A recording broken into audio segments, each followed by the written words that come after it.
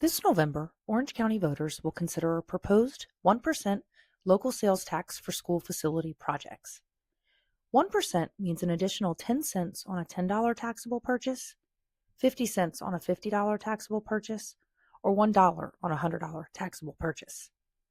The additional tax would not apply to groceries for home consumption, personal hygiene products, or prescription medications. Revenue could only be used for eligible school construction, major renovations, modernization, and related financing costs. For Orange County Public Schools, critical facility needs include replacing and modernizing aging heating and cooling systems, replacing aging roofs, upgrading essential wastewater infrastructure, enhancing athletic fields for school and community use, and investing in critical facility safety improvements, including secure and reliable windows and doors and constructing walkway connectors between buildings. The additional 1% sales tax is projected to generate approximately $5.6 million each year for eligible school capital improvements.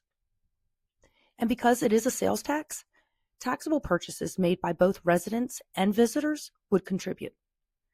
The tax would not take effect unless a majority of Orange County voters approve the referendum on November 3rd. Learn more about the proposal, facility needs, and frequently asked questions on the Orange County Public School website.